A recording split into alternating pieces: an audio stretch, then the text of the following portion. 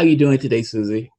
Good, thank Um, you. I was listening to the comments from Ray McGovern. Is You're right. That is a pretty strong.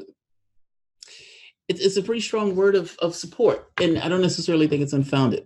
Also, this notion of channeling. I think many people who write have that feeling, whether there's a man behind a curtain or not. It's coming from you, and it's coming out of you, and you're the one that's processing it. You're the one that's figuring out how to put it down on paper, and you're the one that's doing the research and everything else. There is no man behind the curtain. It's just you. Don't know it as a flat fact, but I would say give yourself a bit of credit. Um, Beyond that point, I appreciate you guys inviting me to the visual. I I often find myself having qualms about stuff like this, and it's not necessarily it's a bad thing. I think to myself, what's the material value? And I think the material value was kind of mentioned beforehand, where Julian Assange was talking about the letters and everything else, giving him this kind of infusion that he's not alone, that he's not left to his own devices.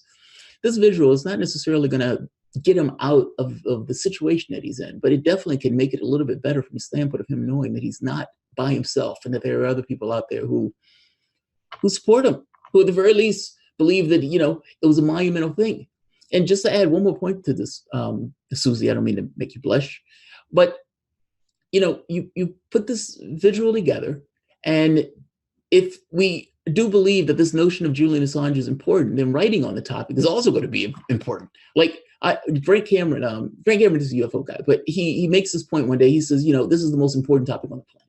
Maybe not the most important, but it's an extraordinarily important topic. And for you to have been documenting this and keeping, I think there's something to be said about trying to be true and earnest when you're writing about content. And I would imagine that when you're passionate, I don't know for myself, when I'm passionate about something, it comes out in far easier way as opposed to having to dredge it up and push it out for something you don't care about.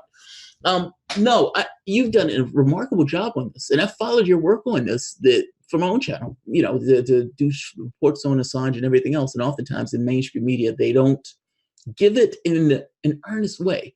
Assange, in his thing today, he said, it's my responsibility, or I don't want mainstream media has not necessarily been telling the truth about what we do. We are publishers, and it needs to be understood as such. And if nothing else, you have made it very clear that they have not necessarily been treating him fairly and earnestly. So don't cut yourself short. Like, I guess I cringe when I hear people say, it feels like there's a man behind it. No, it's you. It's you. You've done amazing work on this. Or I'll take the credit these guys are giving you. I don't know necessarily what to say here. I know I've said a bunch, but I've said a bunch more so about other stuff. With the Assange thing, I find this to be dramatically important. And I have to be honest, a lot of this hasn't necessarily it's been somewhat disheartening. When my wife and I were paying a lot of attention to Standing Rock. And I think Standing Rock was one of those first main issues where we felt connected. And even though this is an event that's taking place thousands of miles away, whatever takes place in that context, we felt it. And I remember when, they broke through and it became clear that Obama wasn't really going to do anything real and these people were getting injured. She was pissed off by this. This was shocking to me because I've never seen her pissed off before.